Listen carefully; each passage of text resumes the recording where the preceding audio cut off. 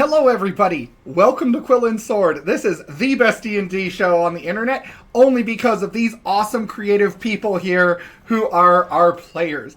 They rock. You should follow them all over the internet. You can find their links either on my page for Twitch if you're watching this on Twitch, or if you're watching on YouTube, it will be in the description. So check it out. We love some Syrinscape around here. That's how we do our sound effects for our dark fantasy campaign. It is a dark fantasy campaign, so if horror elements incorporated into fantasy aren't your jam, maybe find something else wholesome to watch. I know that SENITA and VERA, for sure, have Twitch channels that are also awesome and full of great content, so you can check those out. I'm going to roll my dice, which are in the other room, so I'm going to do it electronically. And oh crap, my dice. We're just going to determine who is going to recap us while I go run and get my dice. Okay, that's Vera. Oh crap. I knew it. I knew that was going to happen. So, all right. Oh boy. Last one was a lot. So our characters found themselves in the realm of Baba, who is one of the gods of this entire thing that's going on, and who was basically just trying to kickstart her age of control, which we have not been going with. And I'm trying to think of like how far I want to go, because I could just spoil the whole thing and I don't want to go there yet. It started out with Nim and Mask talking with her and sort of trying to relate to her on a family level, and Wisp back on the material plane chatted with the Phoenix and got what was either the best or the worst idea. They weren't sure, but they went ahead and zipped over to Baba's realm, and I'll toss it to Robin. Okay. So we had this thing where like we kept popping in and out of Baba's realm because we kept wait, hold on. This was like after though we had played hot potato with the knife and like put it in the little force cage and had to like take it all over the plane and try and find a place to like get rid of it. I forgot that we tried to Mount Doom Lord of the Rings the knife. We did try to Mount Doom Lord of the Rings the knife. We got there, we got in trouble with a bunch of elves. And then, like, we made the attempt after convincing them to let us try, and it didn't work. And they were like, "Oh, so you just messed with our volcano for no reason?" And we had to GTFO. And who wants to go next? Megan, take it. Well, okay, so Tempest played guard duty because what happened was as everyone popped into Baba's realm, they all fell asleep, and Tempest wasn't having any of that. And so she played guard duty over everyone else as they negotiated with Baba and tried to convince Baba of the importance of life as opposed to the fun of being a god, I guess. I don't know, the pointlessness. Baba was going through some stuff, and like, being an all-powerful god, things were pretty pointless for Baba. Um, so there was a lot of really great discourse about that kind of stuff, and I'll turn it over to Sia.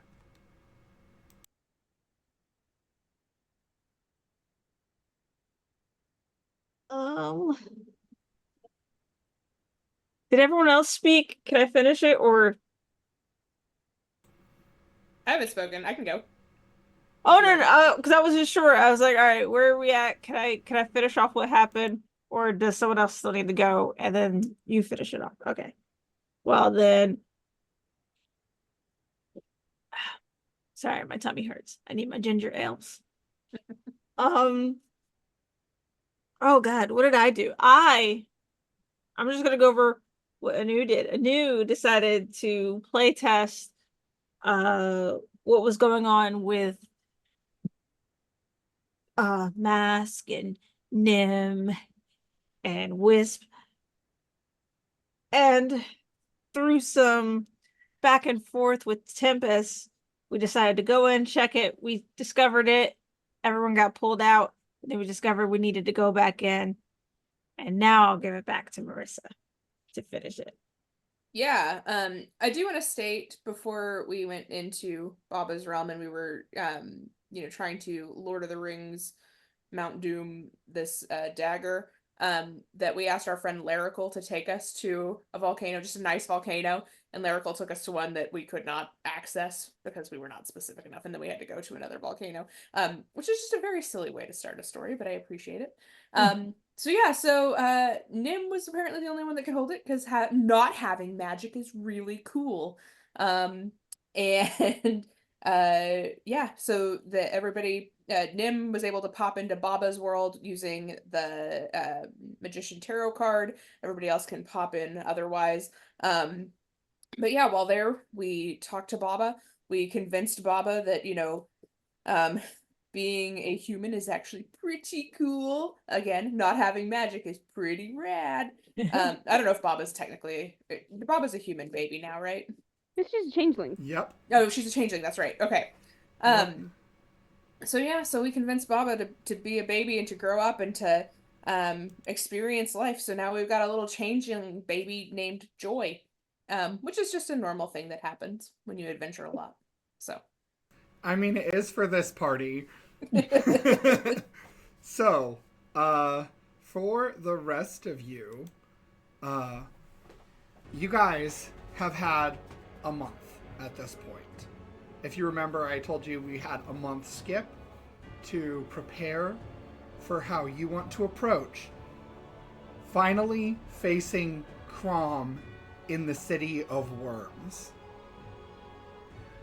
So, this is up to you guys. I'm going to say whoever wants to can start us out and explain what their character is doing.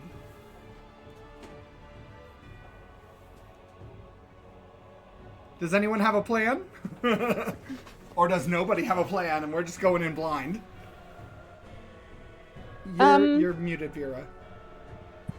When you say a month, are we saying 30 days, 31 days, 30 4 weeks, days. 28, 30 days? 30 okay, days. somebody will still go first. I just got some math to do. Oh, I figured you would have math to do as the spellcaster and resident mechanics gerblin that throws wrenches in all of my geared plans. well, I can tell you what Tempest does, right? Every day she dedicates a couple hours a day to helping train other people in the city, right? She is here helping to train other people, hoping possibly to inspire people to take an oath themselves, right? Whatever oath fits them, right? Maybe it's an oath of vengeance against Chrom himself. Maybe there's an oath of peace that they want to assert, like this is the only way to make peace happen, because and she especially goes to she finds any prisoners, anyone who's still in prison, and this is just a couple hours a day, being that she has an oath of redemption, right? Mm-hmm. She's trying to give people the opportunity, if she can, to help get them out of whatever they are, Okay. hoping to inspire people, because we all know that Chrom does not like the radiant powers of the paladin, and any of these people who could take an oath and dedicate themselves that strongly will have a better chance of protecting others, and even though she has another personal well of magic within her that's not this is what she can teach. The rest just comes naturally, right? She can't teach someone how to be a sorcerer. Right. So yeah, she spends a few hours a day doing that, and really trying to come to terms with the first big battle she's had to do, right? The first like real big thing she's had to do since taking her oath of redemption, right? This is it's hard to think about, this is absolutely someone who, like, can they be redeemed, right? Is it even something we can talk to? We've never had any kind of conversation with Chrom. It seems to be mindless, right? And so there's some debate about whether Chrom can be reasoned with, right? Or also she does a little bit of research about who Chrom is and like what the heck happened. How is Chrom like this? Maybe nobody knows, but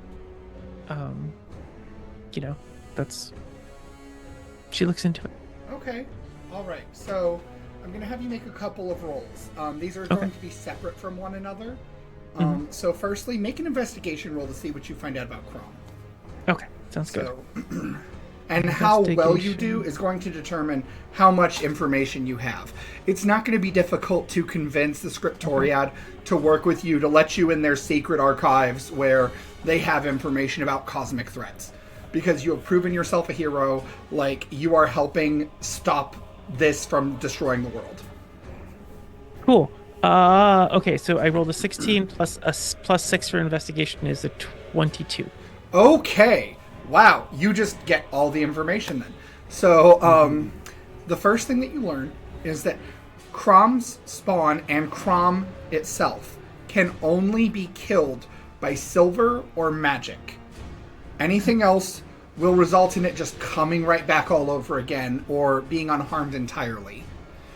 You know that the ichor that acts as the blood for Chrom and its creatures is a contagion that, if infecting a sentient creature, will cause it to become part of the horde. So it is something that also reproduces itself very easily. And if you just splatter a little bit in your mouth or eyes or anything, that's a risk. Okay. You know that that Chrom itself is rumored to not be able to be killed, but could be imprisoned, and it has in the past. You have learned that this was through a sealing ritual that requires a total of 50 mages of every single type of casting ability to perform. So, that is that. Do I find this out at the beginning of my 30 days? Pick even or odd. Odd. I am odd, of course. Okay, let's see. That was a 5. So, we'll say yes. Okay. Yes. If you want it at the beginning, you can have it at the beginning. But this is a sealing ritual. You do get access to most of it, but apparently the Scriptoriad only has part of it. And then there are different places where you can find the other aspects of this. They're with other casters. So, like, for example, the elves have part of it with their druids. And the dwarves have part of it among their wizards. And etc. Of course, because why would you ever keep the information that would save the goddamn world in one place? Why wouldn't you just break it up? Well, thankfully, no one else has gone yet except Tempest, so you guys can organize if you want to try to help arrange some of this. But this is just an option you have. I have many options here, like, on my list. So you guys have tons of different aspects and avenues to try to tackle this. As for your army, so you will have to equip them with silver weapons, which is going to require not only a persuasion check, also an investigation check, and also either your choice of insight or perception to be able to not only find enough people to forge these silver weapons for you, but to be able to inspect to ensure the quality is the best and is going to be able to actually harm these things, given that you're one of the only people in this world that has fought them. Mm-hmm. And you're also going to have to be able to, like, persuade people to do this for no cost, basically, or very little cost comparatively. Okay. So go ahead and make those checks. You have to succeed 2 of the 3. Also, while we're doing the equipment, I think it's important that if these people are following Tempest, that we have a uniform, and the uniform includes a mask. Okay. You tie something over your mouth and nose. Okay. Right? A bandana, and it'll have a little symbol on it. Okay. Okay. So, May I suggest that you also include goggles because these things throw up in your eyes and you still get turned. Mm-hmm. Oh. Yeah. Goggles. But are goggles an uncommon item or common enough that... All right, we'll do goggles too. We'll just say that. All right. So how many rolls do you need again? 3. And we'll say that the goggles are included with this roll, but it's going to up your DC a little bit. Okay. So your target is going to be a 20. Okay. each of So these what's the rolls. first one that I needed to do? Persuasion. Persuasion. Okay, I am going to yeah, I'm gonna spend my luck Okay. on this 2 that I rolled. Mark off my luck. Okay. I can't encourage in this context, can I? Not really, unfortunately. Yeah. Can I guidance myself? Or rather, here's what I'll tell you, Nim. You are going to have, we'll say, because of how your encouragement works, if you want to spend a portion of your day just following everyone else, I will let you have a number of encouragement rolls total throughout this whole thing equal to the amount of hours per day you are willing to spend following everyone else around. So if you spend 8 hours a day following everyone else around, you get 8 encouragements you can use through this process of preparation for a month. How do we feel about that, team? Is there anything particularly you want to do? I mean, there's a couple things. I don't think I have 8 hours a day, is the thing. So. I will help you. I don't have any ideas. Okay. Okay, so Masquerade, you want to help enable her? Yeah, like I whatever it is that you want to get done that would prevent you from like helping everybody else, let me know, and I will be your hands for that. So we'll say that will give you double the amount of hours that you're going to spend. So if you spend 8, you get 16. Okay, let's do it. You're going to do all 8 hours for 16 encouragements? Let's do 5 hours. So 10 Okay. encouragements. Yeah. I feel Okay. like that's a Good amount. move. Yeah, I feel like you guys, like, I know that the dice aren't always on our side, but I think that's enough Okay. opportunity for the dice to be good. All right. So Hold on. One more. Am I allowed to throw Bardic Inspirations in on this? I will use the same rules for you. But for you, because you have so many, like, per day, and this is like a magical thing, Yes. I will say that you can just get the same sort of assistance that Nim is getting. Between your spell casting and your magical component, you can get the double as well. So if you spend 5 hours, you get 10. If you spend 8 hours, you get 16. And that's like total for this whole month, or For the per day. So Per like day. if you spend 8 hours per day, you get 16 dice to use for this entire sort of encounter we're doing of preparation. Ugh! Yeah, it's hard. I know. I'm just thinking of what I want to do.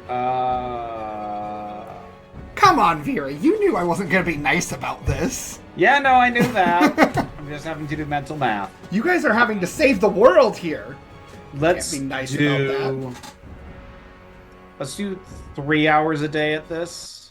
3 hours. Okay, so you have 6 Bardic Inspiration. You can just Yes. hand out for whatever, and you don't have to do it ahead of time. You can do it after you know Okay. the roll, but before you know the result.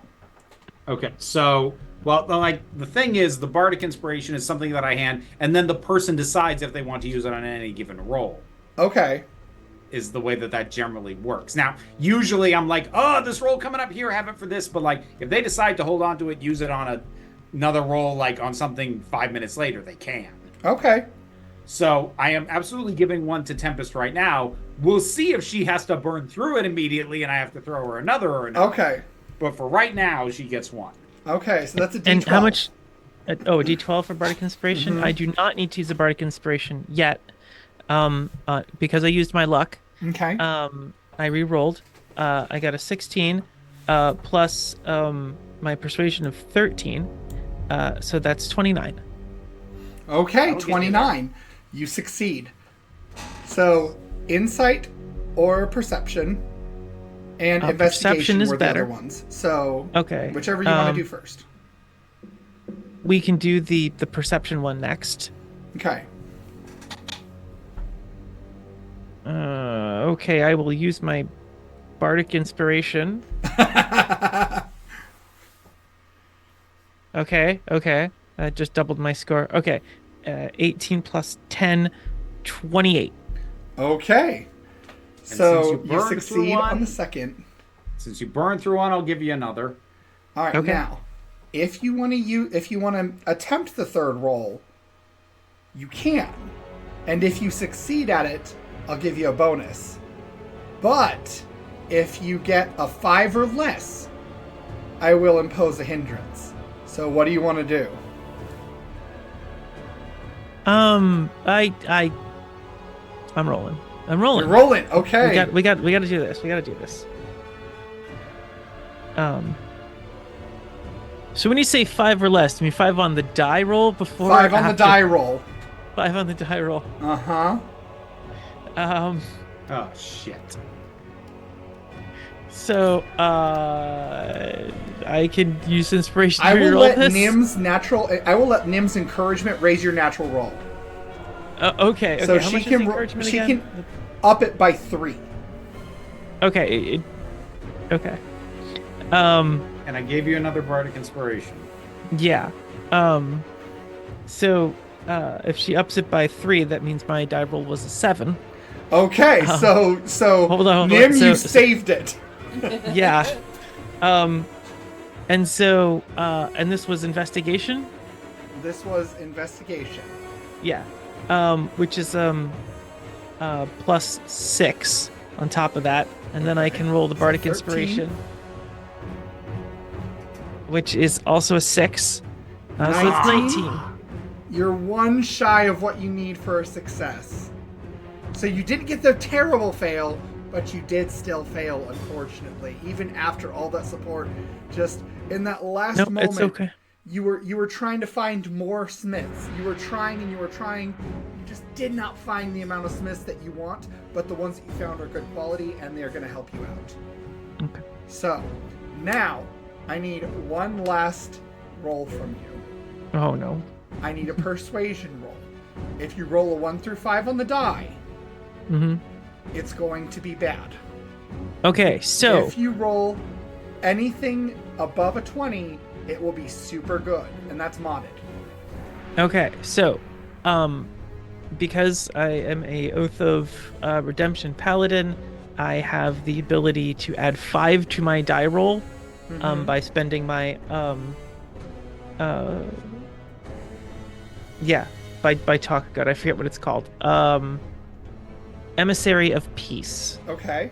Gives me plus 5 on so I will use that also right Okay. now. Yeah. Okay, cool. So here we're gonna roll. That's okay. So I rolled a 16, and my persuasion is 13. So that's 29 plus 5 is Okay. 34. All right. So let me do the math real quick. You said 35? 34. 34. But I have not used. I mean, I don't. Someone could give me an encouragement or something like that. I guess I could try. Guidance. Do if you I want to need- add encouragement to that, Nim? That will actually up the amount of dice that she gets to roll for the next bit. Yeah, let's do it. You're Okay. encouraged. Consider So- yourself encouraged. So you Woohoo. get to roll 9 d20s and add the 9 result together. D20s. That is how many skilled and successful paladin soldiers you get. Ooh. That's a lot of that's a lot. Okay. 9d20. All right. Well, so I'm gonna roll them 2 at a time. Trust me, you guys are going to need an army for this. Because you guys aren't even in the actual siege yet. You guys are in the preparation. Okay. I'm just gonna write my die rolls down. That's an 18 and a 10. A 14 and a 2. Yikes. A 20 and a 19. There we go. So what is that? 1, 2, 3, 4, 5, 6. And are you keeping track of the total result? An 18 and a 14. I'm going to total it up in just a minute. Okay. And a 14. That's 1, 2, 3, 4, 5, 6, 7, 8. And then for the last one, 5. All right. Okay. Lots of good rolls in there. And then bust out the calculator. Yep. 18 plus 10. And then the 4 of you think about who's going next, because somebody's going after this. So if you got something you want to do, like I understand Mask dedicated to Nim, and Nim is helping everyone else for the most part, but not all of it. I still have SENITA, though. You do have SENITA. We're going to get to SENITA, don't worry. Okay. 120. 120. You have 120 paladin soldiers for your army for this upcoming encounter that are under your command. Okay? Okay. So mark 120. Next. Who's going next? I know we want, but I just want to point out that to some extent, like, so what happens is that Tempest is running around trying to convert people, trying to convince people to be paladins, and Nim is just there encouraging them too. Mm-hmm. You know? Like, It's gonna be so fun, guys. Yep. Tempest is just going door to door. Have you heard the good word? oh. Do you Okay, have a yeah. minute to talk about your Lord and Savior yourself?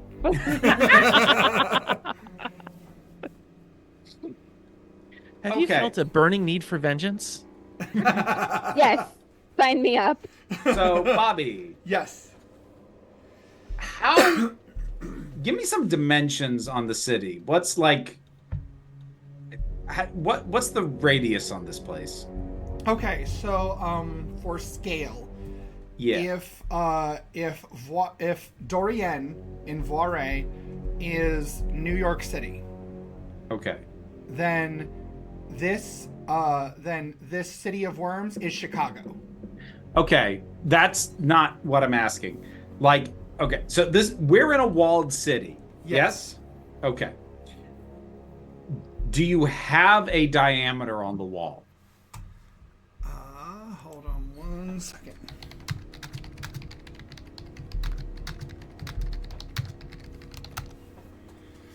Um, 320 square miles is the area, so That's how big around the wall is? no, that's the total area.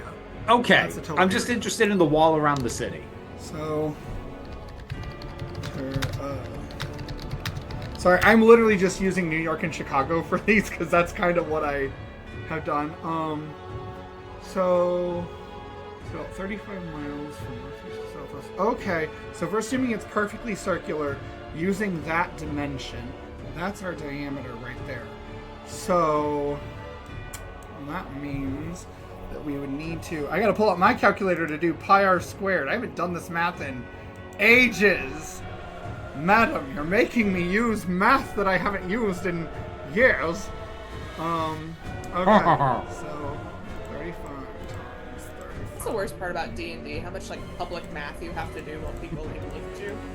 Public All right, map. so it's I hate public math. 3,846 square mile, or just miles around Okay. in circumference. This thing is coming from one direction, yes? Yes. Okay. So I've already booby-trapped the hell out of the sewers. That's already been done. Okay.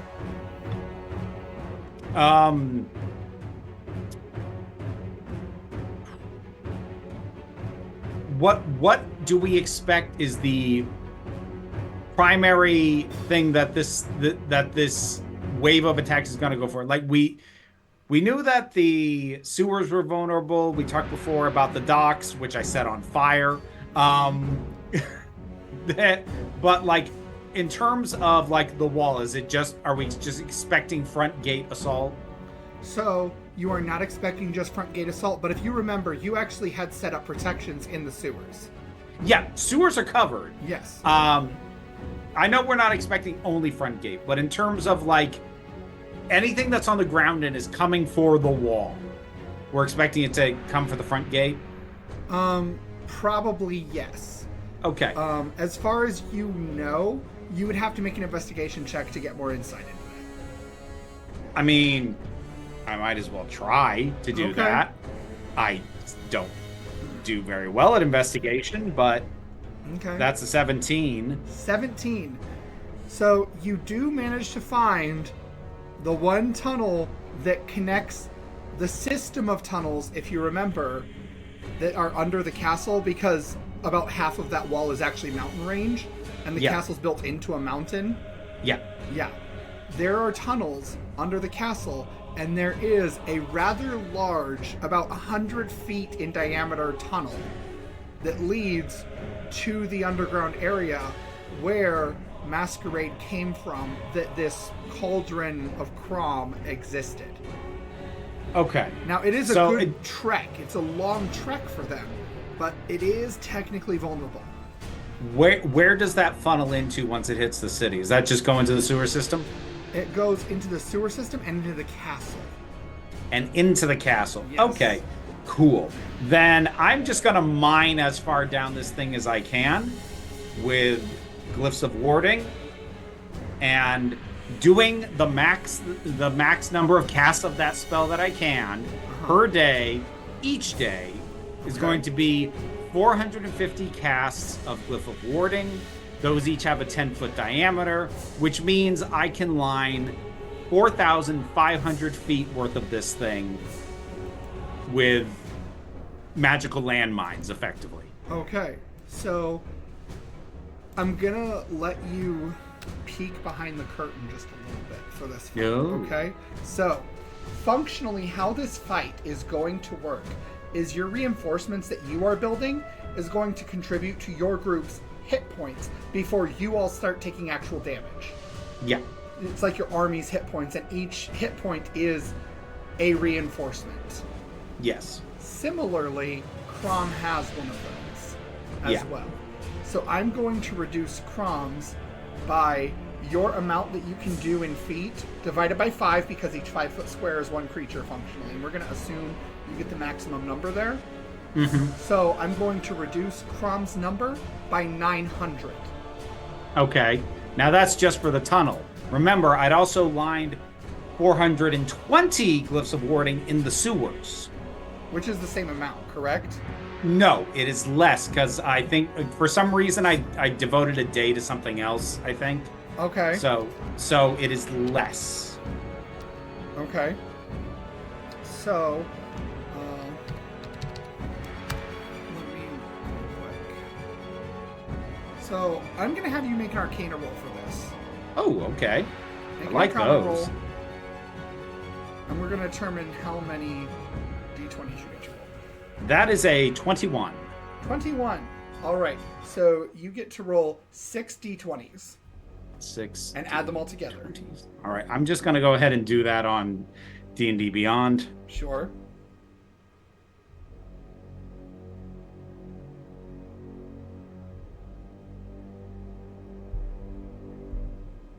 $41. 41. Okay. So you dealt 941 damage to Chrom's total reinforcements. Okay. I'll take it. All right. Next, And that was basically your whole time between that and helping. inspiring Yep. people, yes. All right. So you dealt a pretty severe blow. You did. This is a pretty severe blow to Chrom. Nice. But it's not over. So Masquerade was dedicated entirely to helping Nim. Masquerade, I'm going to say you've got about 3 hours in every day that you can use for other stuff. Okay. So the city moves, right? Like the one that we're fighting against? Mm-hmm. Is it like on legs? No, so it expands. When I say it moves, it expands. It is infecting the world. Okay, so it's just like spreading outward then, Yes. rather than like being on chicken legs or something. Yes, okay. correct. Well, when I was sitting here listening to what everybody else was doing, I was coming up with a plan to like break its legs, but it doesn't have legs, so that's not gonna work anymore. With the 3 hours that I have, I am going to start like getting with the civilians that are not able to fight with us and work on like their evacuation drills. Okay. Like once an evening, I am going to take the time to like go and like drill everybody to get out as fast as possible and get the times down so Okay. that they can leave if they have to. Okay. All right. So you're trying to get civilians to safety. Yeah, like basically, or at least get them into a position where they can get to safety if it comes to that. Okay. So as a GM, I'm very torn because the only way to deal with this and manifest what you're doing is for me to take away one of the city's nasty abilities that it has. Because you're functionally taking away one of the things it gets to do. Which is like turn civilians. Yeah. So I'm gonna say that you have disabled this ability just outright. And Awesome. it cannot do this. Which sucks, because it was really nasty and it was going to really make you guys, like, but okay. But we care about our citizens here in Moray. Okay. Oh, shoot! That also means I don't get to kill any of your people that you have in the city. Like any of your NPCs that you love so dearly. You just protected all of them. That's Look, fine. I gotta make them a priority. Okay. I wasn't expecting to get anything out of doing that. I was not expecting this to affect the fight at all, but the fact that it did is an added bonus, and I appreciate it. Yeah, you saved Jacquard, you saved Giselle, you saved Angelique, you saved okay, it's fine. I'll figure out other ways to be helpful. I don't like how angry you are about these people being saved. I'm the GM. I have to make it a little difficult, right? Okay. So, with that being said, we're going to say that's probably your time, if that's all right.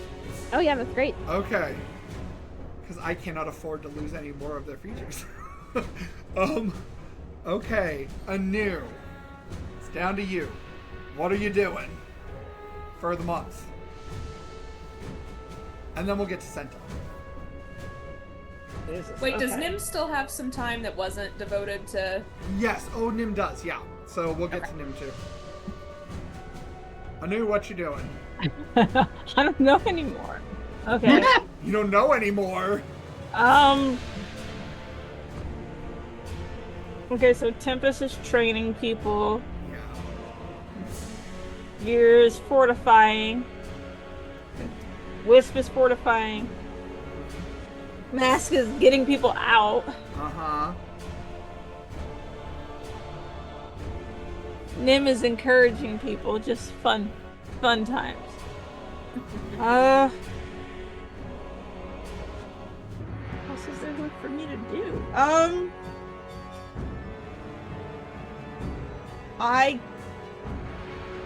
guess that if anyone else isn't like, you know, paladin training, I think I'll sneak train. Oh, so you want to make like an army of assassins to bolster your numbers as well. Yeah. Okay.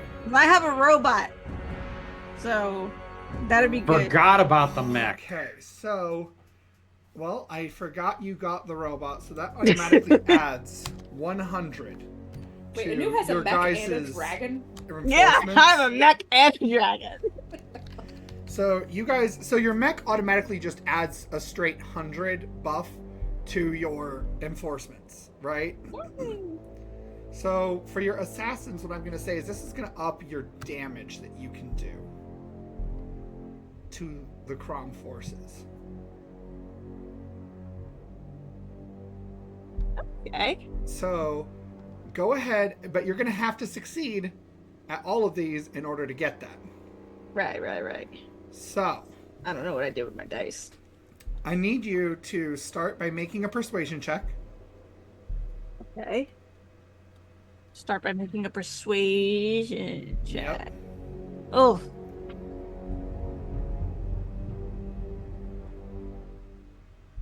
That's not one that I have. But I got encouragements, right? You have encouragement, yeah. Okay. Persuasion. And Vera still has, or Wisp still has the Yep. inspiration stand. Why don't you have a bardic inspiration die since you're doing stuff? Okay, so my base roll is 18. Okay. And then do I need more? What do you add to your persuasion? That's the plus. It's 18. Okay, and then you add 3 from encouragement, which does bring it to a success, by the way. Yeah. And then if you want to spend the bardic inspiration, you can, but you don't have to right now. No, I'm going to just hold on to that. Okay, so you succeed at your persuasion checks. So now I need you to make an investigation roll to find the people that you're training. Okay. That's even worse. Because you are going to successfully persuade the people you find. Okay.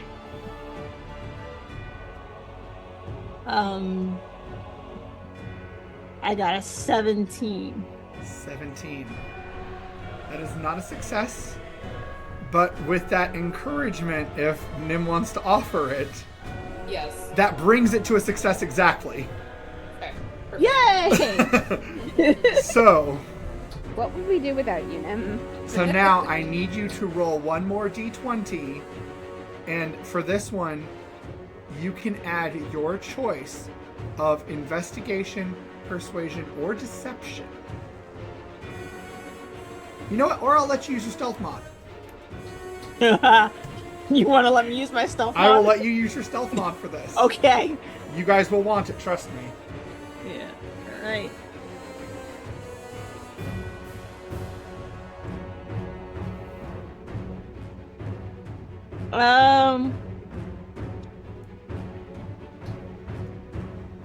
You know what? I'm gonna use a bardic inspiration just as you let me use my stealth mod makes me feel like I have to get high. Uh-huh. You Oops. do. All right. You don't have to get high, but high is really going to help you guys out here. Man, I wish I was high. 29. 29. Okay. So that's going to let you... 7 d20s. 7 d20s. 7 d20s. This is going to take a minute. Okay. Because I took off the accelerator for my Google Chrome so I can watch movies on Discord, so excuse me a moment. 1, 2, 3, 4, 5, 6, 7. You said 7? 7 d20s and add the whole result together. Okay. That sounds... This is what it sounds like. That's what the roll sounds like on D&D Beyond with its slowness. Wow.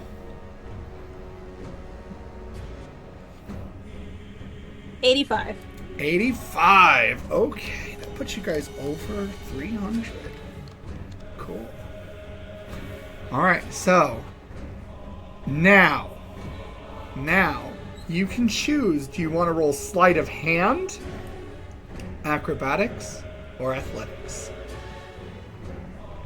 Sleight of hands, acrobatics, or athletics. Yes. Okay. And this is just 1d20? Yes. Okay.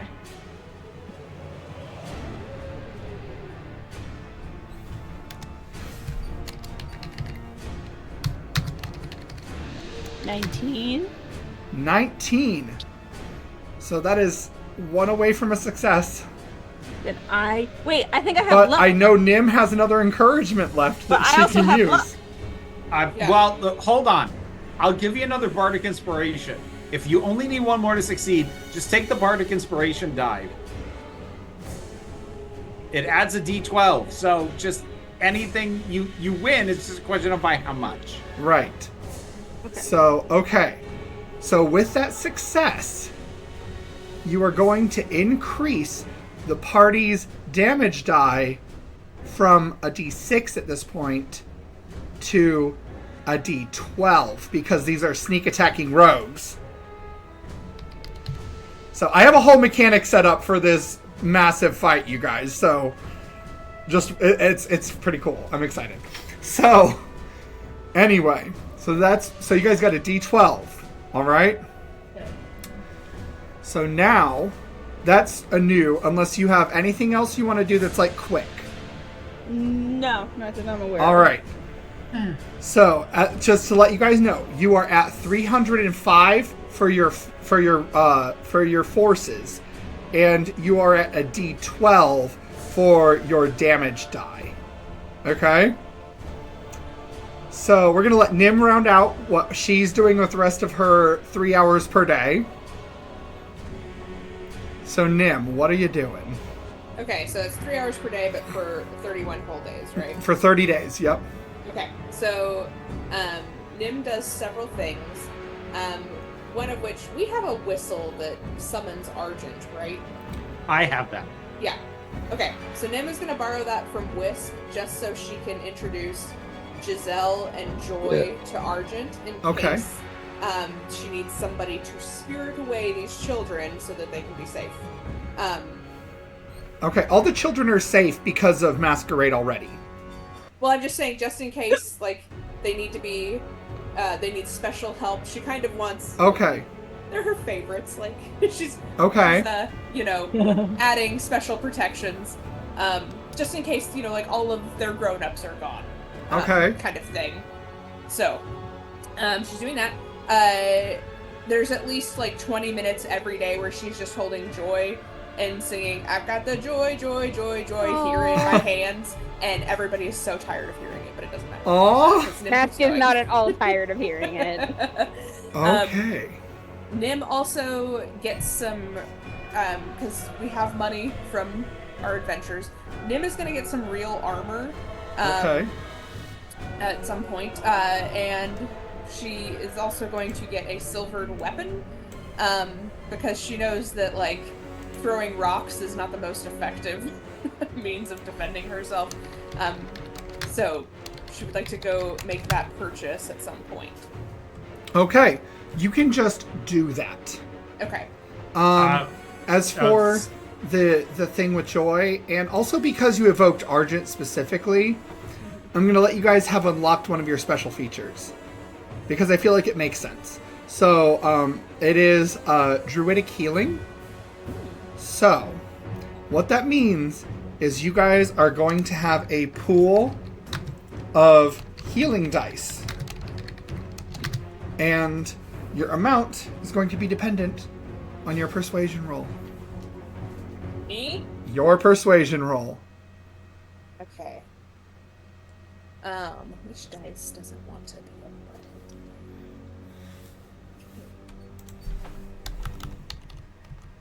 It's a nat 20 plus 9. Nat 20 plus 9. Mm-hmm. Oh my gosh. You know what I'm going to do? I'm just going to double it. So you guys are going to have 10 D10s worth of healing dice. Okay? It's good.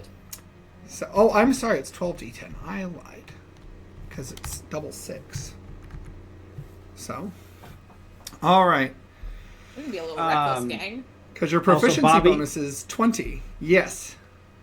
The one other thing that I'm gonna want to do, and like this shouldn't eat up a crap ton of time to be able to do it, I wouldn't think, is since we know silver is the only kind of weapon that works, I still have my silver rapier, but I gave away my silver dagger. I want to get a new one so that Okay.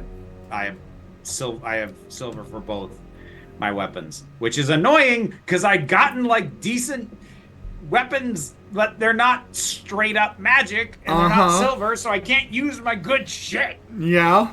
Okay. Go ahead and you can just get it. Got it. All right. Now, Senta. Yeah. What is Senta doing? So we parted company back at that seaside village, if I'm not mistaken. Mm-hmm. And she had stayed behind to help deal with the thing in the water. And I don't think that it is unreasonable to assume that that particular feat involved conscripting a couple people. And since then, she has just been going around to, like, every shithole city in range, more or less clearing out their dungeons and just taking everybody with her and, like, training them on the boat on the way there. Okay. Like, she knows something big is coming. She has known that something big has been coming since 2 campaigns ago. Like, yeah. Yeah. So, yeah, no, she's just going around conscripting people and, like, just rebuilding the order and marching it straight up toward ground zero. Like, Okay. So, this is going to require a complex test from you. Are yeah, you but, ready? oh god, I need to find, wait, hold on, I need Senta's character sheet. Yeah, you do. I was Can I- stupid and didn't open. Can I give a bardic inspiration right now for this? We'll say no because Senta is remote from you guys. I was Like, afraid you were going to Senta is showing up on the night before the battle with a ship Okay. full of these reinforcements. All right. Also, All you right. guys have unlocked so many other things. I'm not going to have a lot of a chance right now as it is. I'm Good. fine with that. I'm fine with that. You're a Okay. monster, Bobby. I am. I literally am. I make monsters all the time, so you can face them. That's the job. It is the job. Alright. What am I rolling? So, investigation first to determine who all you find. Okay, theoretically, I'm good at this. Or I'll let you choose insight if you'd rather. No, I'm better at investigation on this character. Okay. 20 is your DC. Okay, I hit 22. Okay, Sorry, I'm you not good at succeed. math. So now, persuasion. Okay. Not as good at this. Okay. Ooh, 26 though. 26. Awesome. Okay. So, at this point, you have succeeded. But, like with Tempest, like with Anu, like with many of the people here, I will give you a chance to bolster a little further. Okay. If you roll a 1 through 5 on the die, it's a bad thing, though.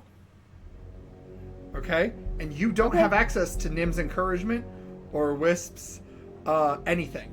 I will And I only assume- allow basic inspiration dice to apply here. Man, and Senta isn't a PC in this game, so it wouldn't be fair for her to have any. So, I will say you can have an inspiration because you are in this game, though, and we start every game with 1 inspiration. That's fair. Okay, so I, the player, have the inspiration, and if I Yes. use it here, I won't have it for Mask later. No, you have 2 Okay, right now cool. because you have 2 Oh, characters. okay, alright. So, that being said, though, your next roll is your stealth roll. Oh. She's a rogue. Yeah. But if you roll that 1 through 5 on the die, bad things still happen. I'm using that point of inspiration. Oh,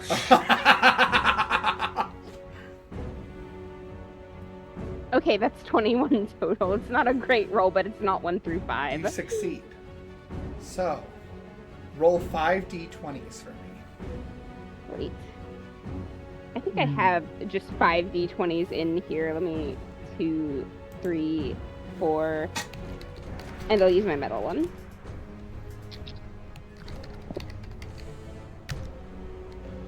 I'm gonna get out a calculator for this.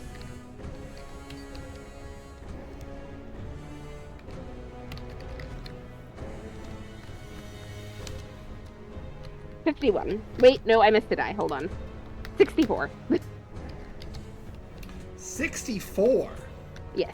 Okay, so that means you guys get 64 more people. All right. So, the night before the onslaught, SENITA arrives with these multiple boats, each bearing the crest of the Order of the Jade Lotus on their sails.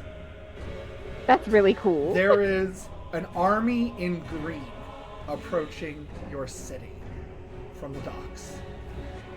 Oh, except for me, I'm blue today. Okay, you're blue today. Because Makes we're sense. fighting. Makes sense. And mechanically, Give me my brown trousers. No, dwarven culture, like you remember how they have the different colored gemstones depending on like what their caste is. Blue is the fighty caste, and my character can change her gemstone color. Alrighty. So, for reference and context, you guys have 369 forces. Nice. Okay? You have a d12 as your damage. You have a pool of 12d10 healing dice. Okay? So we are going into this battle. And how it's going to work is I'm just going to let you guys go one at a time, and then I'll have the enemy forces go. Alright? There are a number of actions that you guys can take. Each of you can take one of these actions. Alright? You can define for me what skill or attack roll or spellcasting roll you're making and why. And then make that roll for a success or failure. If you succeed, you get to do one of the things. Okay? The options that you have for your actual actions are Assault, which does direct damage to Chrom's forces in the City of Worms. You can Bolster, which will grant your forces resistance against Chrom's assault. You can Recuperate, which will allow you to pull from your healing dice to recoup your forces. Okay, your hit points for your army, as it were. Or you can Recon, which will give the next person that you choose advantage. And that doesn't require a roll to succeed. That is just you're choosing who gets advantage on their next thing.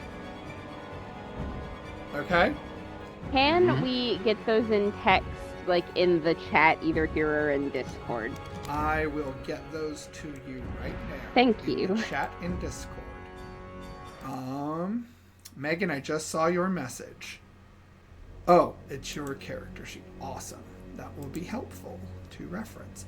So bear in mind, once you guys burn through all of this, you guys will then be burning through your own hit points and your own abilities, and you are much less powerful than these actions. Okay.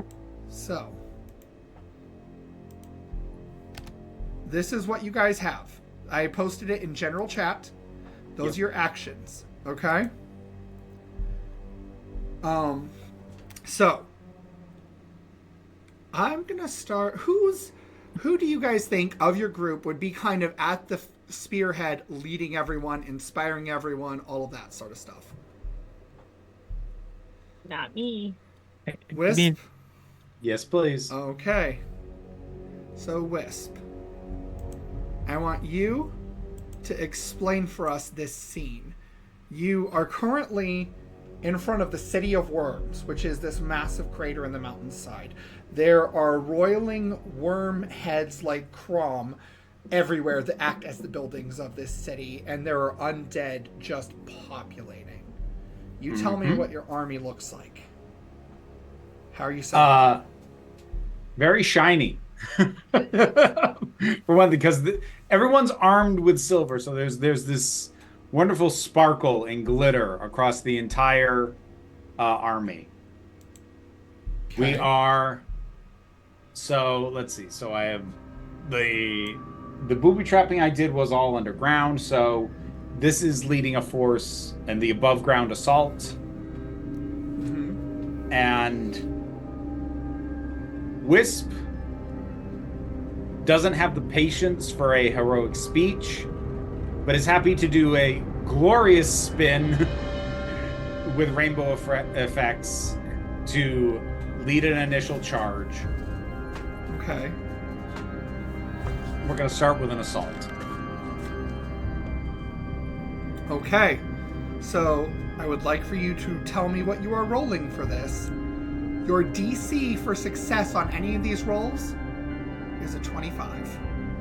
So when you say what am I rolling, are we saying like what skill or Your what skill or what attack roll or spellcasting roll? It's your choice. You define it and you tell me how it manifests. But your DC is a 25. Well, okay, so question on some spell options though. Mm-hmm. Because a lot of the spells that I would want to use aren't DC spell rolls. They're saves from who they're against. Okay, in that case, I'll have to roll a saving throw for Chrom's forces. Okay. I'll ask this as a general thing, and if you want me to roll something to see if I know this or not, feel free. These sort of undead, twisted manifestations, con as a stat, high or low? High. High. Okay. They are high in Constitution, Dexterity, and Strength. They are low Intelligence, Wisdom, and Charisma.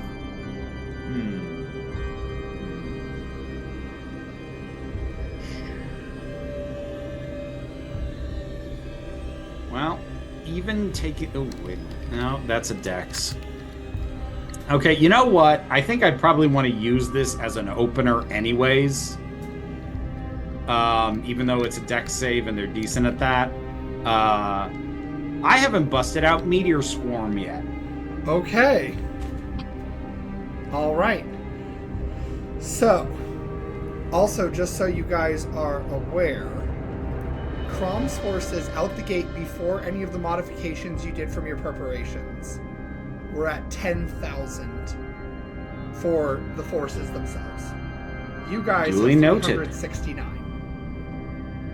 Their arrows will blot out the sun. However, Then we will fight in the shade. yeah, it's still over 9,000, mind you, and yes, that's intended to be a reference.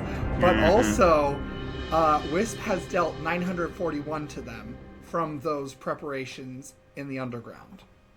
So You're welcome. You are at 9,059. Okay. So Meteor Swarm is a dex save. They are going to take damage regardless. It's just a question of whether it's full damage or half damage. Okay. So, by the way, you guys can choose what damage you are doing if you can do more damage with a spell. Just so you know. Because your assault damage, which is a d12, is multiplied by 5 for everything you make. So you can choose whether you want to do a d12 times 5 or one of your spellcasting rolls for damage.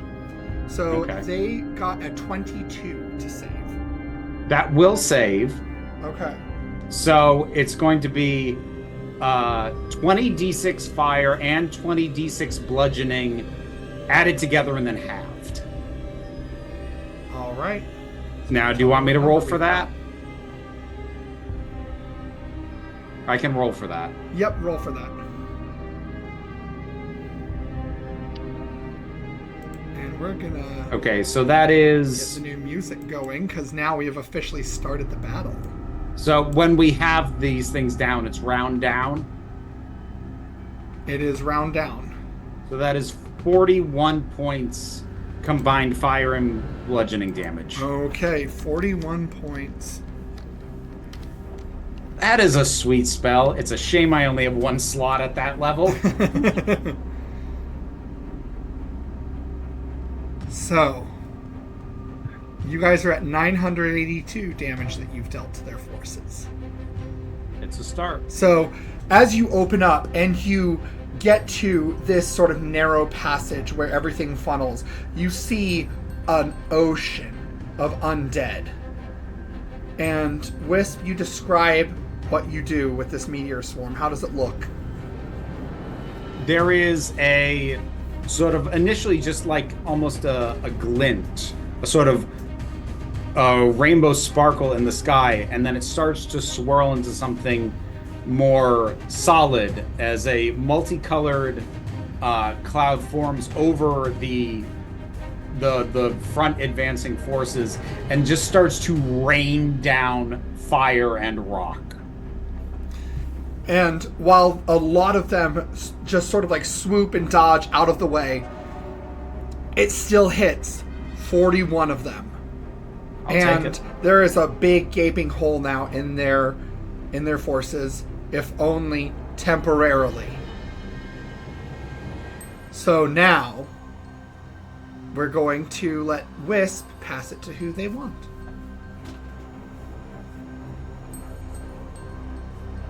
And when all of you are gone, then I get to go. Hey, Tempest, why don't you take it? Okay. Tempest leads a smaller contingent of paladins, Okay. right? Because they're kind of more of a piercing force to get in, right? And really like section off. Basically divide and conquer, right? Section Okay. off, kill a bunch. Section off, kill a bunch. They kind of. And so because of all that movement and stuff, she's going to need to clear the way, and so she will drop a fireball. Okay. Yeah, she will drop a fireball. Awesome. Now, especially because she's going to be she's leading everyone, but she's flying above them. Okay. Right? So she's flying above them and like protecting this group, and to do that, she's dropping fireballs on when a side gets weakened. And I did the math, and yes, a upcasted fireball is more than 12d5 for me, or d12 times 5. Okay. So this will be a upcasted 7th level, my highest spell slot. All right. So they have to fireball. try to save. So. Yes. All right. I'm going to use the first of their legendary resistances to succeed anyway, because that would have been a 13. Ah, okay. So they automatically succeed. So roll your damage. Okay, that's fine. These forces, by the way, have 5 legendary resistances or legendary actions that they can do. There's not just resistance, but that's the one I used. Okay. I just realized that 12d6 is a lot to roll, so let me grab an app real quick. Yeah, for dice rolling. 12d6 is a lot to roll. Okay.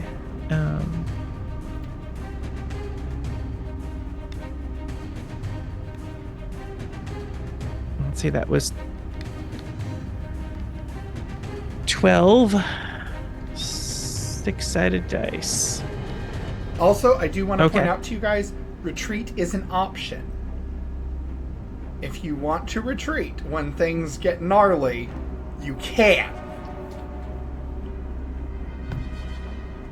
But it will result in the forces getting bolstered on their end for next fight.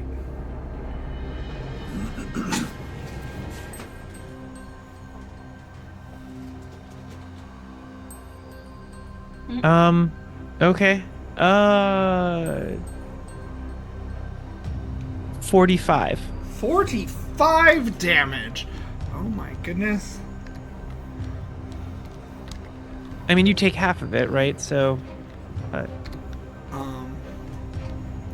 Half of 45? because you save, right? So you take Yeah. you take half damage. So Oh, yeah. half of 45. Half of 45. Yeah, I don't. Oh, okay. So Yeah. 22. Yeah. All right, so that will put us still just over 1,000. It's my. All right, so you guys have taken out 1,000 of the forces. Out of Used my only 10,000. 7th level spell slot, and now I realize that I actually have an 8th level spell slot. So next turn, I know what I'm doing. So describe for us what happens when you take out this swath. The the winds of the tempest swoop in, cutting through Chrom spawn. They're hacking their way through, and a wave. You can see them as they get more angry and come right towards these glowing paladins who are smiting, and with their holy, radiant energies, right? And the swarm comes forward, and Tempest flies over the top, and she raises her hands up, and from the very sky, it's as if the fireball comes from the sun itself, right? Mhm. And just drops into the middle of the wave, before it becomes a tsunami. Okay. So just poof, as this fire engulfs so many of their forces. A lot of them fly away or save because there are flying Chrom spawn, but you take out a good amount of their number still. So, who do you want to hand it to? I think, well, don't they get to go? Not yet. Because you said after me. No, after all of you guys. After royal everyone. all of you. Yeah. Oh, okay. Yeah, all of you guys hand it off, and then I will go. Well, let's go for SENITA. Yeah. All right. SENITA, what you doing? Okay.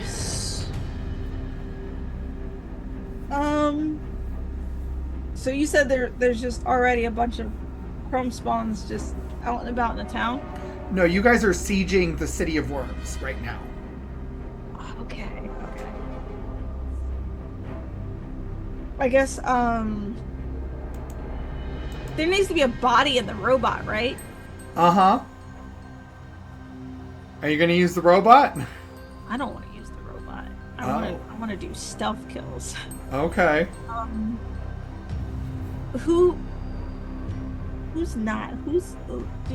Is there like special requirements for manning the robot?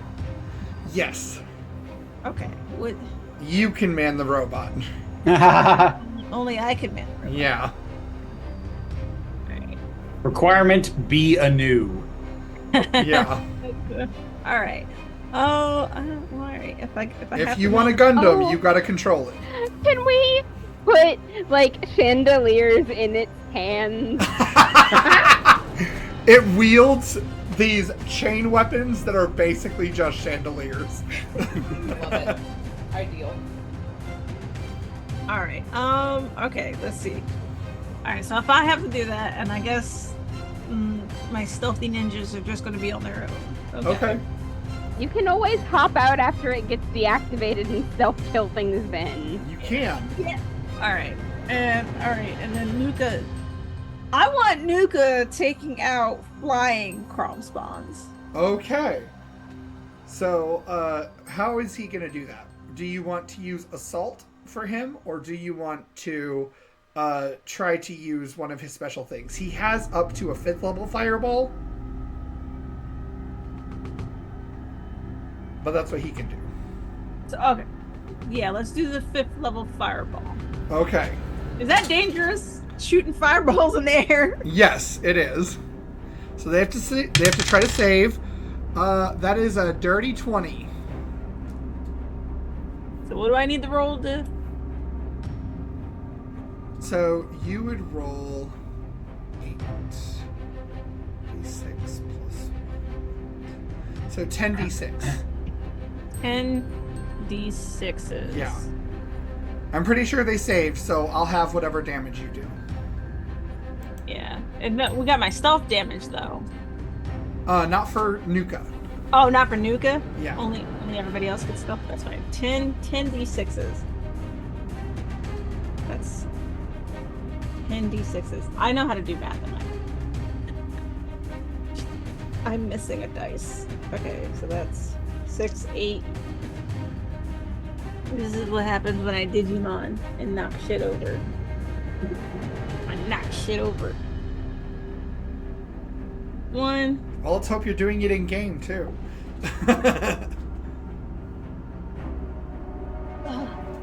Alright, I'll just let's do here. 4. Okay. And then. Okay. 6. Wait, no, I didn't do that math correctly. Wait, yes, I did. I did that math correctly.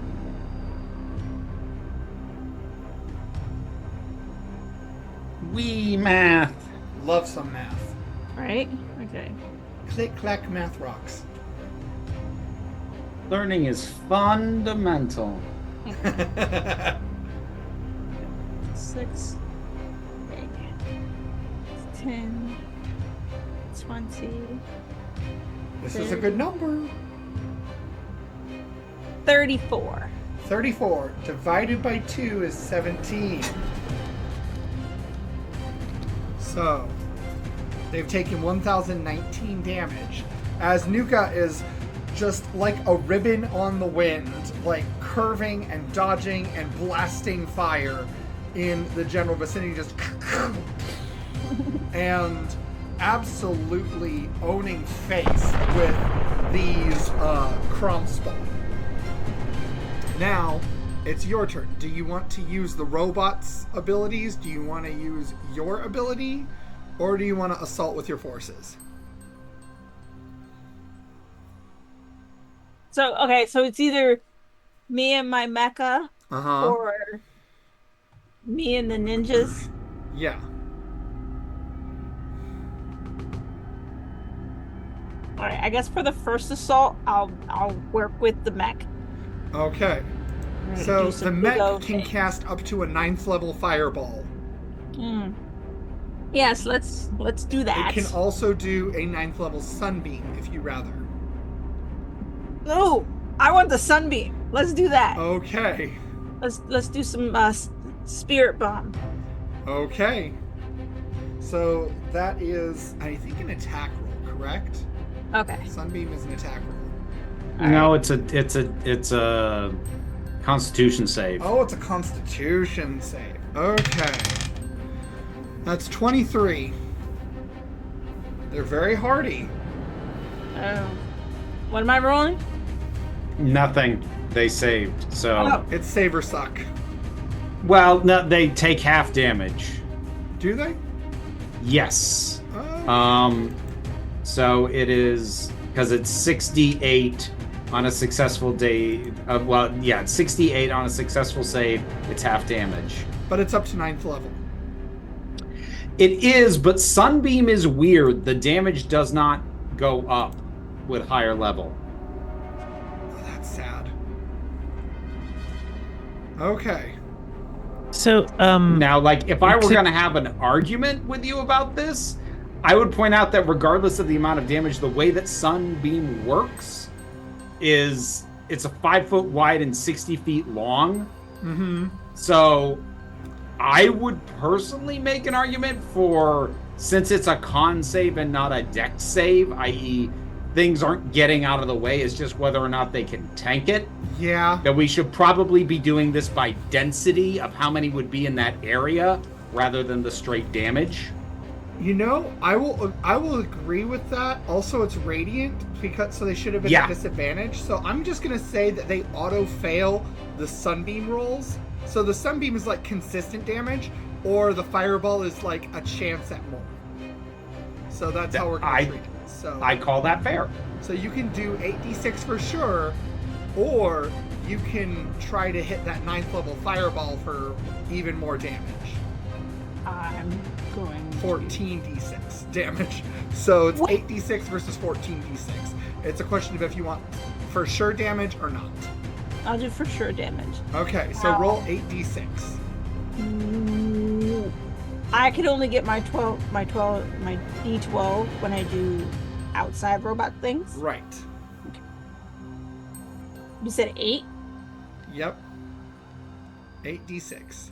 8d6. Yeah, I got 8d6s. Yeah.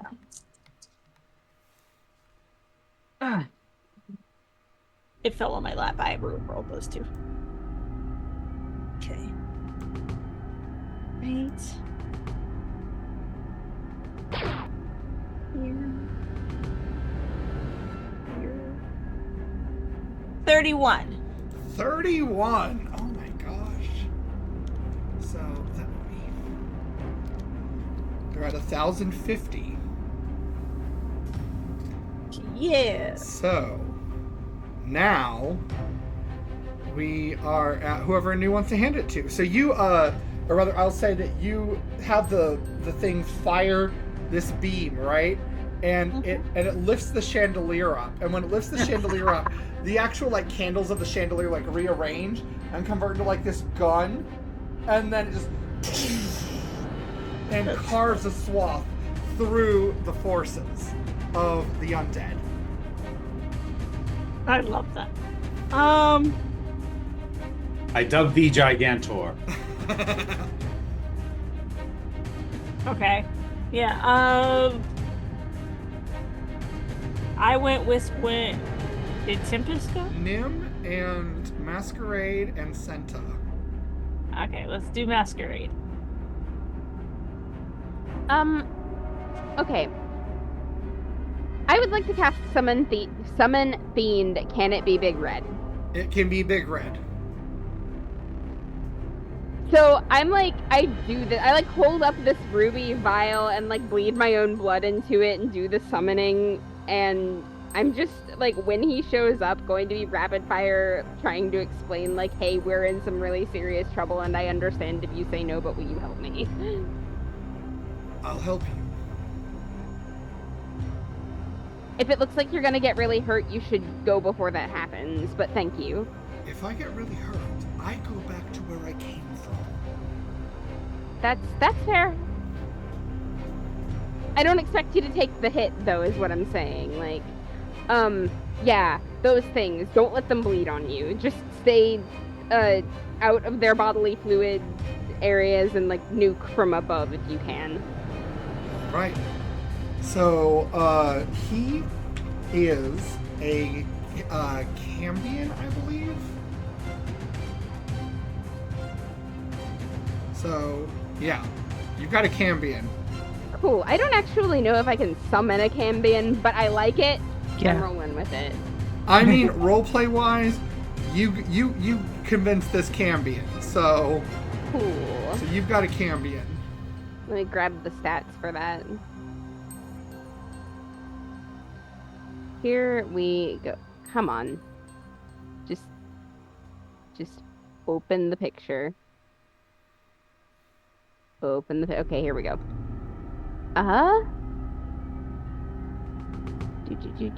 Okay, fire ray. Fire ray. Is that a save? It is. Oh, that's single target. Oh. Do we not have any AoEs here? I mean, if you want to do single target, you can do single target. Yeah, the stat block doesn't have any AoEs on it. Okay. Okay, is there like a particular target that we can zero in on here though? Like, are any of them standouts out there? If not, then make it a flying target because those things are harder to counter. We'll say that you can attack one of the towers, which is one of the Chrom towers. Cool. One of the writhing 22 to hit. Chrom worms. 22 to hit. 22. No, that misses. Oh. Okay. You need 25. Encourage. Oh! That brings it exactly to what you need. Awesome. Cool. Nim And for the win. Coming in clutch. I am seeing a 666, so that will be 18 fire damage. You know what? I'm gonna double it just because it's 666. And it is a demon. That's good. I like that. So 36. So that would be. All right, you guys are getting there.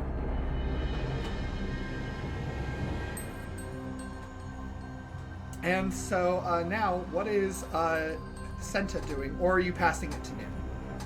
I'm passing it to Nim, since I can go All after. right, Nim, what you doing? So how close am I to the entities that are approaching us? Like, how far away are they? As close as you want them to be, because you guys are charging into the horde. Okay, so we could say that we're about 30 feet away, maybe? Mm-hmm. Okay. So I would like to try mass de-escalation. Oh my Ooh. gosh, really? I don't know how well this is gonna do, but I'm gonna say you have disadvantage because they're not fully sentient. okay, that's fair. That's fair. I like to think that I just confused them enough. Like, okay, so as we're charging in, Nim is just going to say, "This is your last chance to retreat," holding her big silver sword, ready to attack. Okay. Last chance. You don't want any of this. As Nim's like clomp running because she's not very good at running, but. Oh my gosh. So what that means, should target all hostile creatures within 30 feet of you. So the DC for this save equals 8 plus your charisma modifier plus your proficiency bonus, which is 16. And on the failure, the creatures become neutral towards you and is considered to be under the effects of calm emotions. Oh my gosh. But here's the thing, if you pacify these things, they're just gone. How terrible! I would hate that. Oh no. 680. Oh my god. Okay, you have disadvantage. Go. Okay. So I basically roll twice and take the lower? Yes. Or you can Okay, spend an inspiration to negate the disadvantage. I'm gonna spend that inspiration because I just rolled a nat 20. So... That means it doubles it. So... You guys watch as Nim does this, and it's so weird. It's like for the first time you're really seeing her in her full charisma. In her almost supernatural ability to persuade and influence others. And she shouts this with her full chest. And these creatures, you watch as 1,216 of them instantly just drop.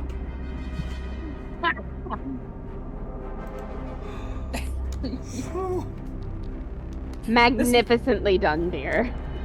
Well, thank you. I feel that makes up for all the times that I threw rocks and missed. So, okay. Senta's all that's left. Heck yeah. Heck yeah. Senta, you're all that's left for Yeah. this round before Like I the whole thing go. on fire? Bobby, Like- but before we finish, I want to ask this because it's going to affect my calculations for next go. How densely packed is this oncoming army? They are literally shoulder to shoulder. Okay. And standard humanoid size for each one? Mm-hmm. Okay, thank you. Yep. Continue. I know exactly where you're going with this, Vera, and I do not like it. Anyway, okay, Senta, go. Let's, Yeah. All right. I gotta so get my the nasty stuff in before Vera ruins me. She's gonna be mounted at the front of her troops, and they're gonna come barreling, like, if we can find a downhill angle to come at these people, like, downhill. Yeah. Standard bearers in the back with, like, the Jade Lotus banners flying, and we're just gonna meet them in melee. What do I do? Okay, so that's an assault. All right. So roll your d12, Great. multiply it by 5. Okay, 55. 55. Now, Thank you, Now- Dice, for giving me an easy math. roll a d20. You can choose whatever skill you want. Tell me how it manifests as you're leading this. Okay.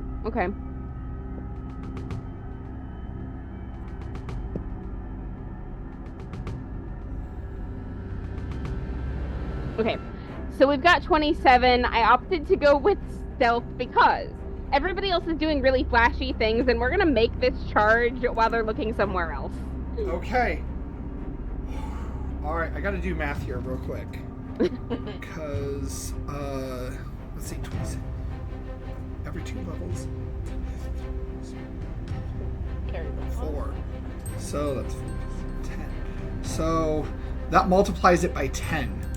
So you do 550 total to them. So Ouch! Okay. Okay. It's their turn. Here we go. All right. So you guys watch as SENITA and her forces just come in from the side and carve into this horde. So the first thing to go is going to be the Chrom Towers.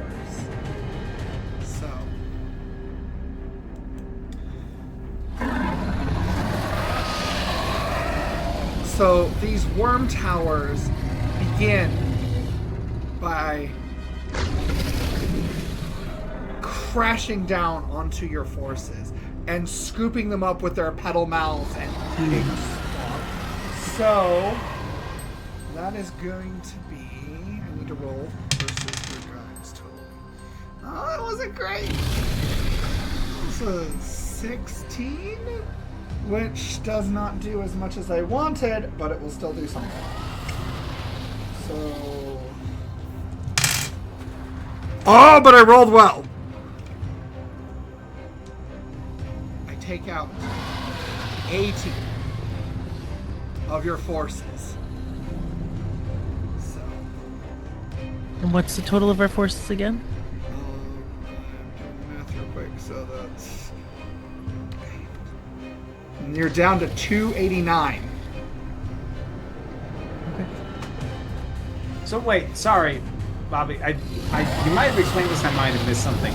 Pretty much everything was us individually as people. Did our army get to attack this thing or no? It did, but you had to choose if you were doing individual stuff or if you're leading your army. SENITA led an army, so that's why SENITA's thing did what it did. Gotcha. Yeah. Thank you. Yep. And that's the 5d12 damage is if we were leading the army. Okay. And then you multiply the 5d12 by whatever basically tier of proficiency you roll on your d20. Okay. So because SENITA got what would equal a plus 10, that multiplies it by 10. So that's how you got 55 times 10 is 550. That's how that worked out mathematically. Okay. So that was the tower as it scooped up just a swath of your army and ate them. However, you disabled my ability to recuperate. So, now I'm going to do the zombie army horde. I got a natural 20! But you guys can cancel that out with your inspiration if you want. I am canceling it with one of mine. Yeah, I kind of figured. Alright, I'll roll again. Oh, yeah. That's fine. So, I only do another 10 to your forces. VERA saved you guys from, what would it have been? 100. So, Alright. so yeah. Alright. That means, that is all I can do for that, but now I'm going to use one of their legendary actions, because otherwise I'm not going to get to use them all. So, I need one of you to make a saving throw, a charisma saving throw. So whoever wants to make it can make Tempest will take that. And you are doing it for your whole forces. The DC is a 25. Okay.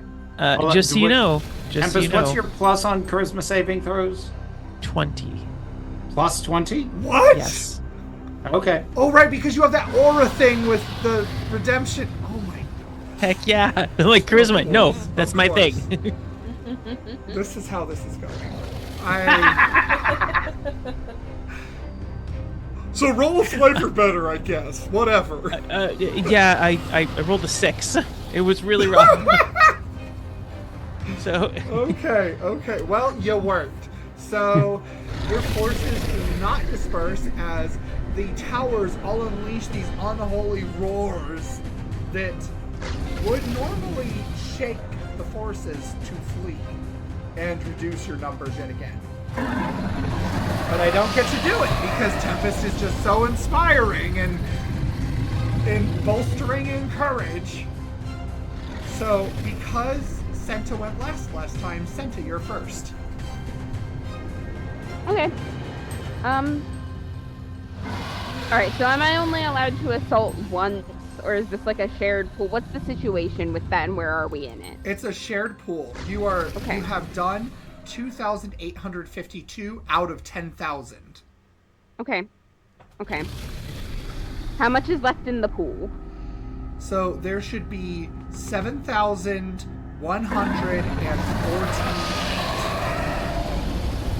Okay, but I know you're not going to let us assault 7,000 times. Like, what I'm saying is how many more times can we assault out of the shared pool of assaults that we get as actions? You just get to do that as an action. That's all the time. Oh, okay, well then that's what I'm not doing. a pool. It's just you choose to do that for your action instead of one of your character abilities. Okay. So, like, 5 it's times 5 basically an incentive for people to burn big spells and then go into this new thing. Okay. Yeah, Senta doesn't really have big spells. Senta is a rogue, so I'm going to assault. Oh, that's And right, 5 you're a rogue! Yeah, 5 I times 5 forgot is to add your 25. sneak attack. Oh, I didn't realize I got my sneak attack with the army. Yeah?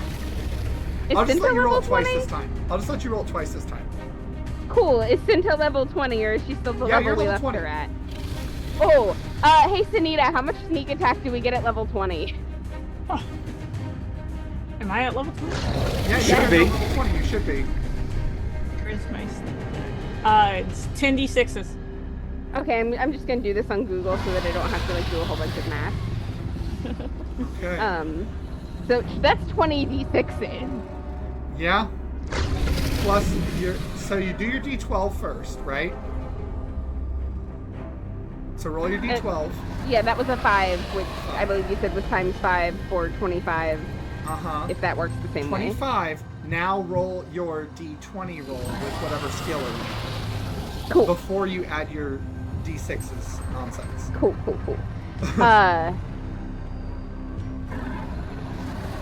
25. Again. 25 again. Okay, so that means Fortuitously. you're doing 250 plus your 20d6 damage. 76. 250 plus 76. That's 320. Well, you broke 3,000 at this point.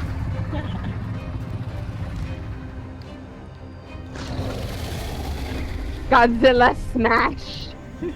So, please describe for us what your nonsense does. Alright. So they're like just moving through this pack of Chrom spawn and like, okay, we've all seen Game of Thrones, right? You know that scene where like Benjen has the soft weapon and it looks like he's got like a sensor and he's like putting it through all the zombies and things. That's what all of us are doing. With like Jade Fire in the sensor. Okay, man. And these things erupt in green flames and explode into ash. And pass it to who you want to, Senta. Take it, Vera. Okay.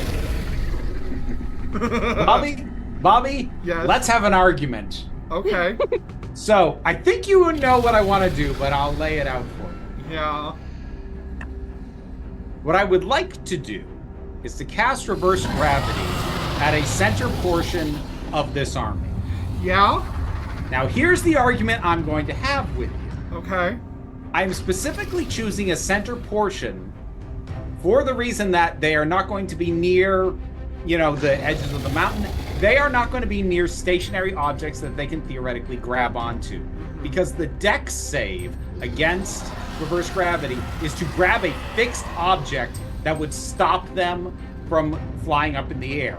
I am going to argue that if they are in the middle of a charging horde on bare ground, there isn't any. I would agree with that, but counterpoint.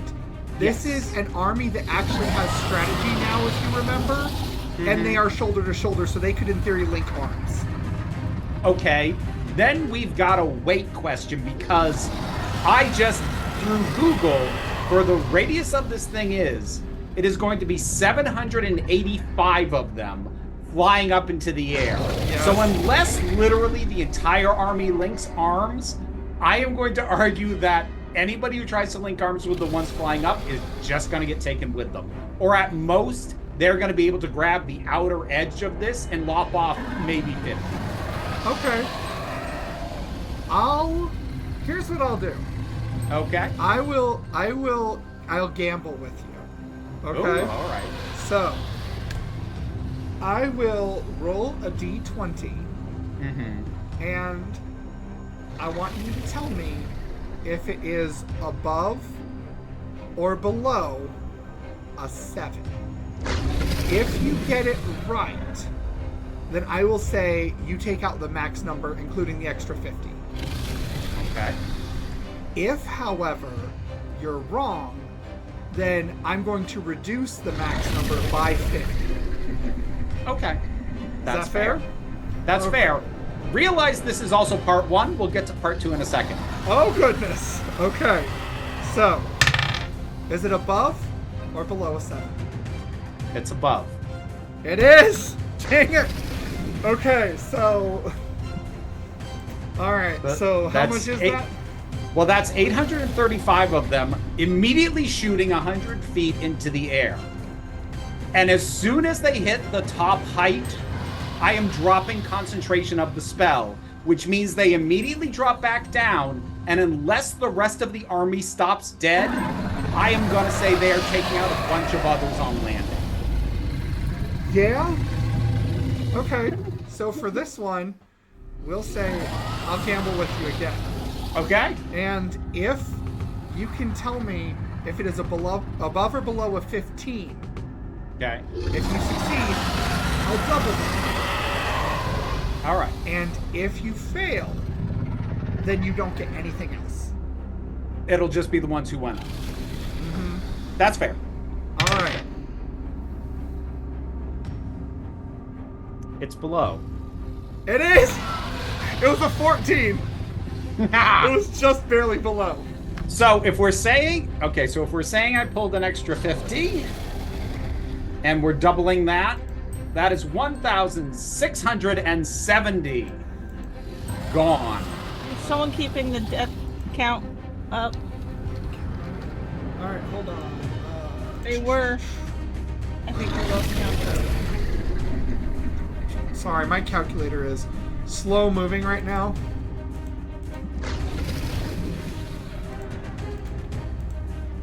Plus 3, 6. So that's 4,798 you guys have done total.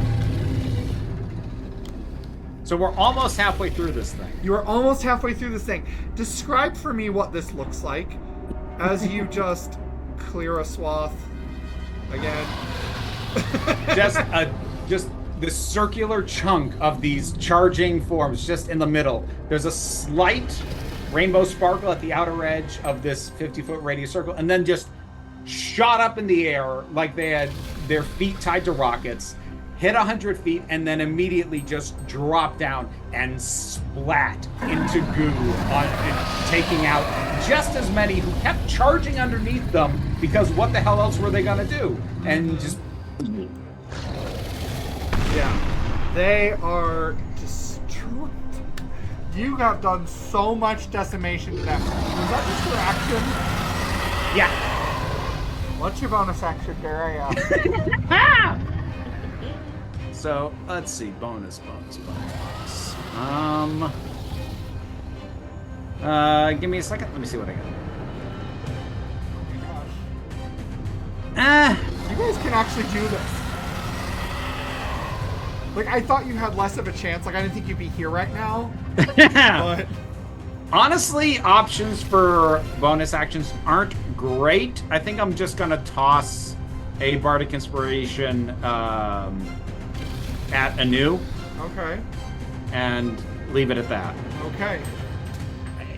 So, who are you passing to? I'll hand it over to Anu. All right, Anu, what you doing? All right.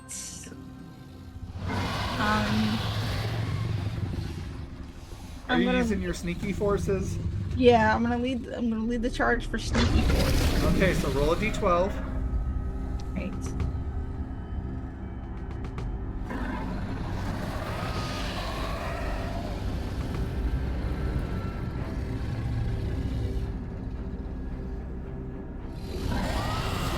That's the hit, or that's it, right? No, this is just D12 to start. Oh, I don't like that.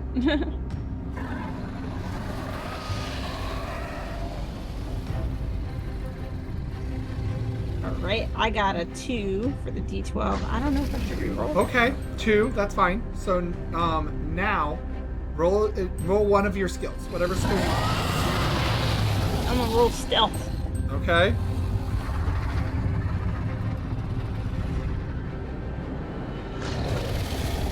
$25. 25. Oh my gosh. Okay, so that's times 10. So that's 20 damage base. Now roll all your sneak attack dice.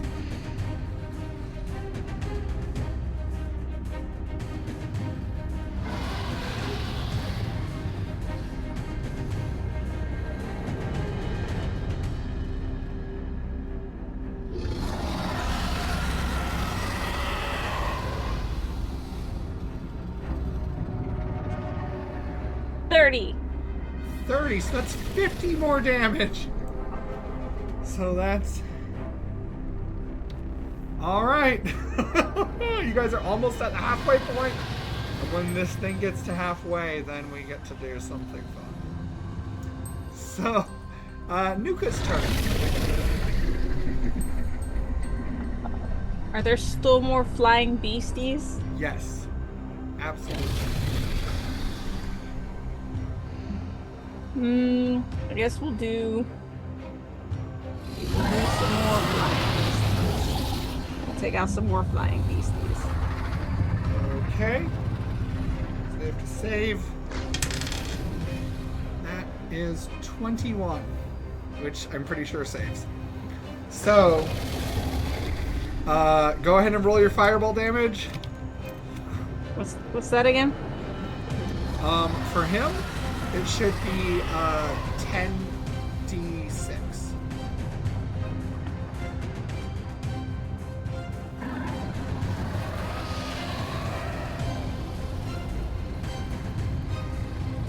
Can't get over how slow it is without the acceleration.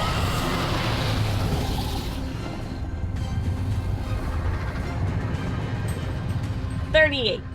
38.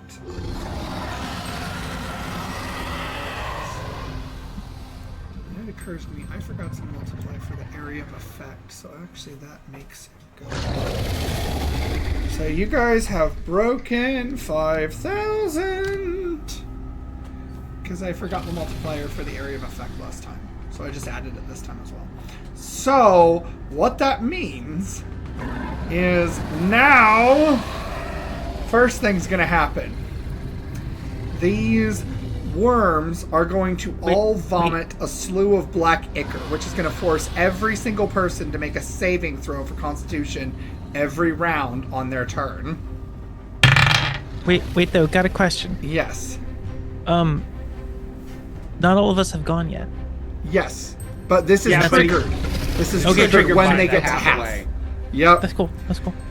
So now there is just as there's this black ichor all over the battlefield now. All foot soldiers and people without flight are going to have to roll to save. Additionally, What's the DC on the con save? the DC is a 20. Oh, fuck off. No, literally, fuck off. Yeah. I have no bonus to my con save. So you have to roll a nat 20. Yes! Next bit. There's more. So, I rolled a nat 20 and a 19 on the die. I need you guys to know this for the 2 rolls. So, now. 1, 2, 3, 4.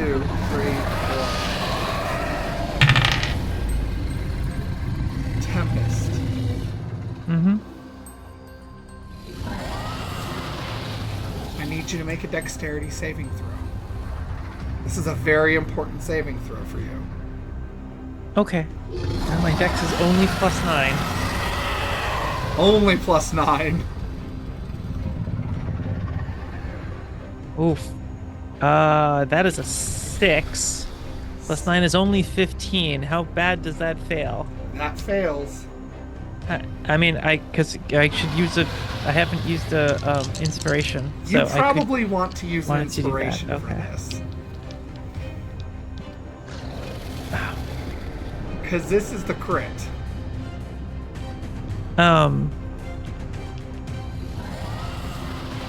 Wait, can I just blow another inspiration to make you re-roll that 20? Yeah. Good, because I'm gonna. You need to realize you put me in a situation where it's almost impossible for me to make a con save. I'm fucking spiteful now. So I need you to understand that saved Tempest because it's a failure. So just my first roll failed now. Good. So now I have Suck to make another. Okay. Or no, I already made that one. I'm sorry, it was 19. So that means rolling to see who it is. Tempest again, man. I got the exact same number. So Tempest, I need you to make another dexterity saving throw. Okay. But this one isn't a crit. Okay. Because I have to roll 8 for attack and then you roll for crit because the attack is determining damage. So Okay. 18 + 9 is 27. 27 succeeds. And this effect is save or suck. Mm-hmm. So I don't get to do 5d20 damage. 5d20 damage. It wouldn't have killed me. Yeah, but twice it would have. Yeah, probably. So. Well, Okay. wait a my minute. first- Was it necrotic damage? It was. I only take half. Ah! It wouldn't have worked well anyway. Okay. It's fine. Everything's fine. We're fine. We're fine. Alright, legendary action because I'm salty now because I got nothing because of Vera. So. But I'm not going to target Vera. No. No, I'm fucked later. I'm going to target your force's hit points. So. That means.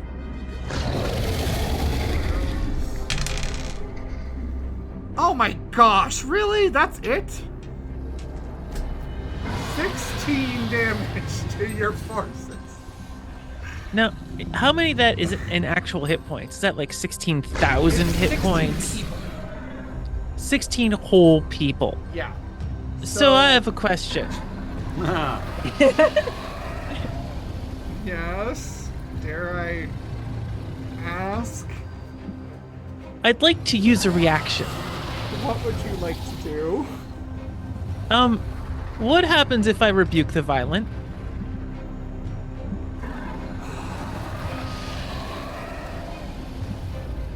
What does that do again? Remind me. All the damage done is returned upon the victim. As radiant. That would just do it back to its forces, but it doubles because it's radiant, so. I'm considering you didn't roll very high, I did. but I just want to make you didn't, so I'll save it. Okay. So yeah, so this worm actually bends down to scoop up another swath of your forces, and most of them get out of the way. So only 16 get eaten up. Still a lot. I can't do much else before it's your guys' turn again, because that was all the triggered stuff. And a legendary action to boot. And I did 16 damage for a legendary action. That is not a good trade-off, people. Okay, sure. Go ahead. Your turn. Vera, who you handed it to? Well, I had handed it to Anu. Who did Oh yeah, Anu Anu hand it to? has it. And Anu's the one handing it off. Sorry. So you have Masquerade, Nim, and Tempest that still need to go. Hand it off to Tempest. Alright, Tempest. Okay. Now, how does this multiplier work with, like, if I take the assault action? You said it's 5d12, and then multiplied. That damage is multiplied by something. Yeah, so you roll a d20 and of whatever skill you want, and then based on what that is, I convert that to essentially a character level, right? And that would determine a tier of proficiency bonus, basically. You're multiplying that proficiency bonus by the number you rolled on a d12. And then you can also stack on top of that afterwards if you have sneak attack or smite or anything like that you want to do. Okay, I think I'm gonna smite. I think we're gonna do an assault. Okay. Also, if our people have been hurt, right? Like, because they keep pretty much getting swallowed whole. Yeah.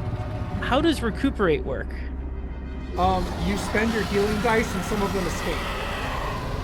And some of them escape. Mm-hmm. And we're down to how many now? 260. I'm not doing well. 263. All right. Well, no, I think the best defense is a good offense right now. So I'm definitely going to do the assault action. And so I take a d20 and I roll and I add my bonus. So a 16 plus a 13 is a 29. Okay, so that's going to multiply it by... That is going to be... Oh, gosh. That's 12. Gosh! Okay, 12. So you're multiplying your d12 roll by 12. So it's... Okay, so I roll 1d12 and multiply it times 12? Yes. Okay. And how would I stack smite on that? Because I would like to smite with a So you fifth level stack your spell slot. smite of whatever your smite would do on top of that number. Okay, so that's... After you've done the multiplication. After I've done the multiplication. Yes. Okay, so I'm going to roll my d12.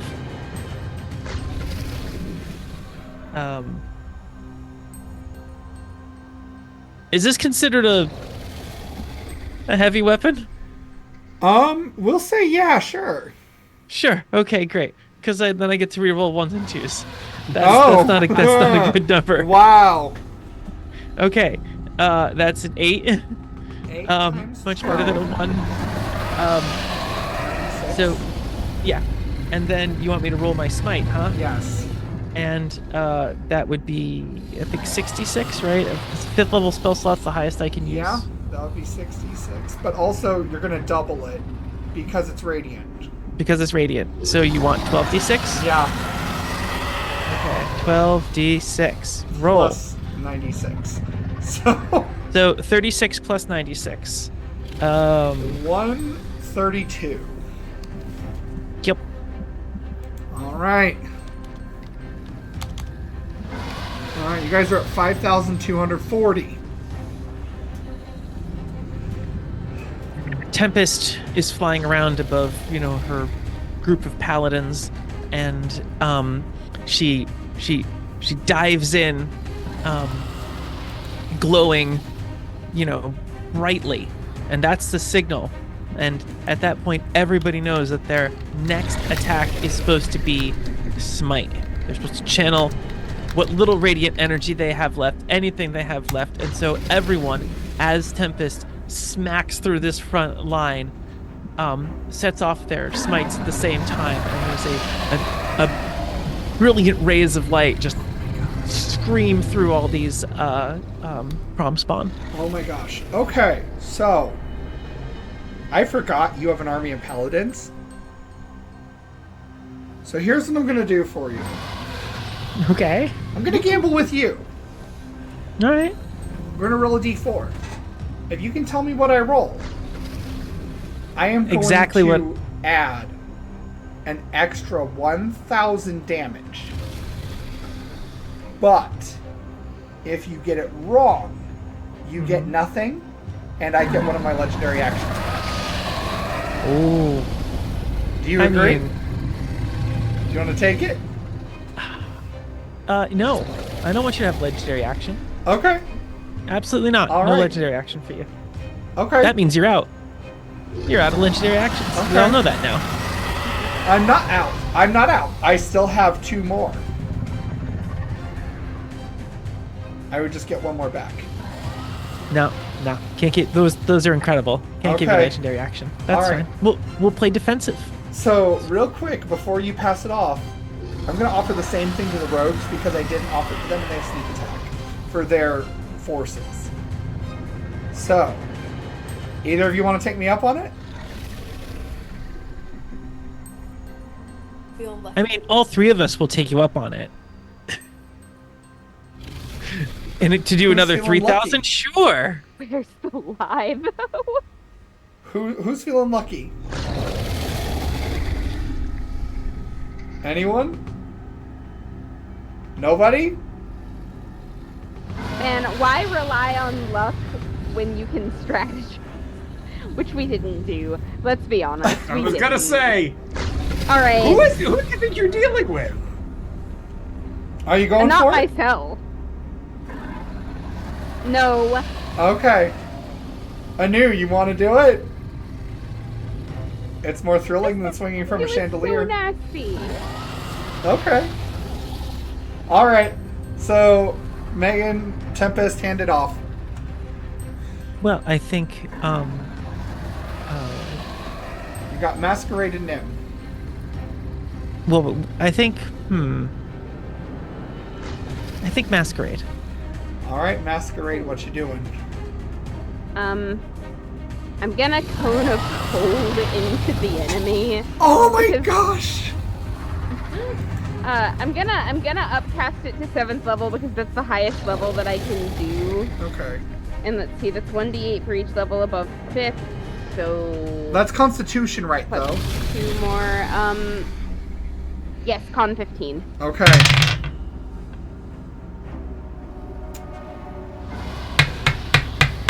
And it's save versus half, so Yeah. I'm thinking. So I got a 12. They're really good at con, but I rolled a 2. So, do I want to burn a legendary action here? How much? I'm going to say no. I'm not going to burn a legendary action. Go ahead. Do your brunt force. How big is your cone of cold? 60 feet. 50 feet.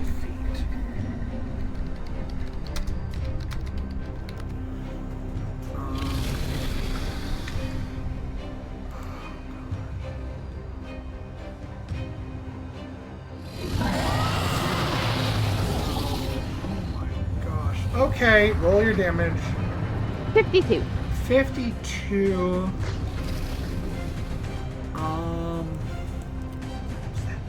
Oh my gosh. I gotta do some math real quick because I just looked up the area effect modifier and it was wrong for this one because it's a bigger area than I thought. So this times this. There's no way that's right.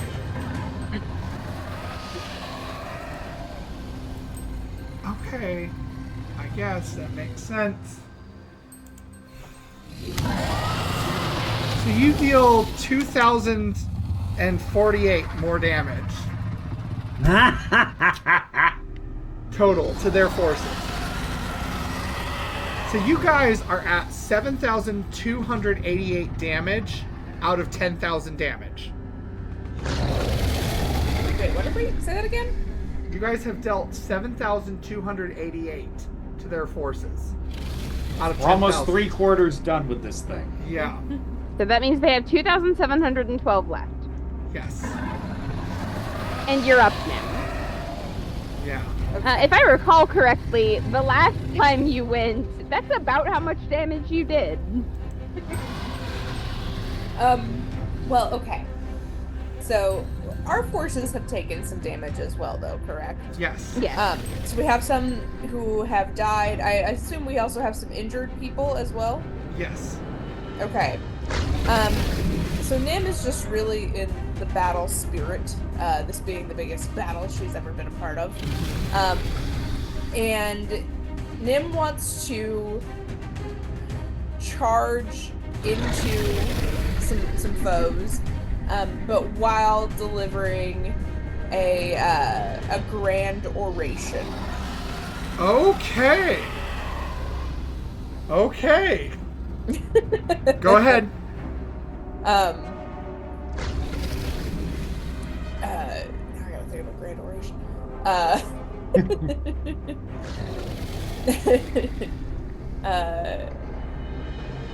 Remember, everyone, we are fighting for your home and everything that matters, and they are fighting for nothing because they have nothing really to fight for. And she sprints in, and she's also waving her sword around as this is going on. Okay, roll your persuasion.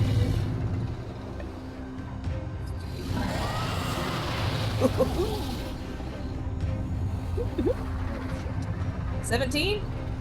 17. Okay. So that's going to give you just barely times 5. Okay.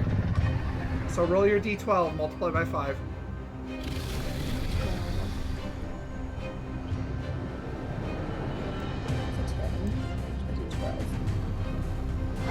And then is Grand Oration that last ability you get? Yes. Well, Yeah. that's a 14th level thing. I just haven't had an opportunity. Okay, yeah. But, so 5 times 5 is 25. 5. Okay, and I'm going to modify him. So I'm going to have you roll another persuasion check to figure out this modifier here. Mm-hmm. Oh no! Actually, here's what I'm going to do. I'll gamble with you. The D4. Okay? Okay. So, if you can guess what number I roll on this D4, I will set your modifier to make it so your damage goes up to 1,000. I'll give you basically 1,000 free on top of what you got. If you get within 1 of that number, I will give you 500.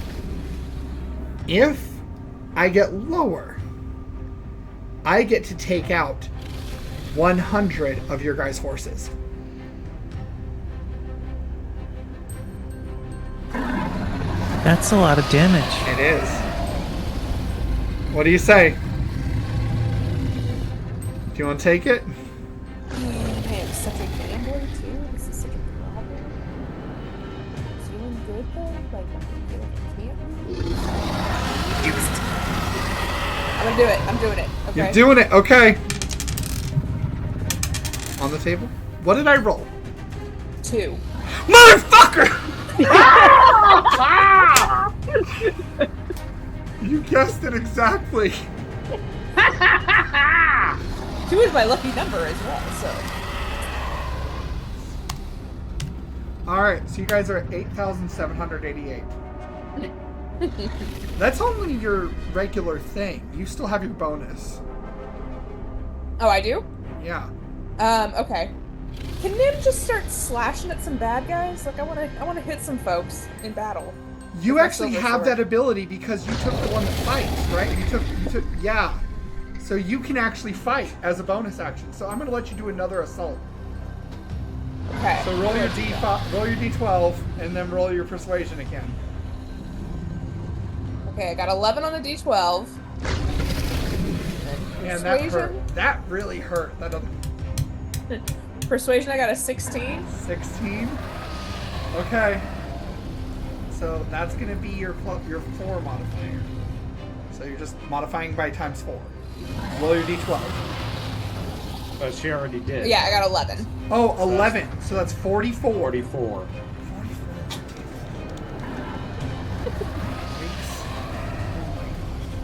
No. Yeah. Okay. What did Nim do? What did Nim So at this point, we're at 10-11. Okay. You guys have dealt 9,012 damage out of 10,000. So It's like my a crawl. question to you is, do you want to pause here and pick up next time, or do you want to try to see this through? I have to be up in the morning. Okay. Okay. That's fair. Well, yeah. we'll do it next time then. Okay.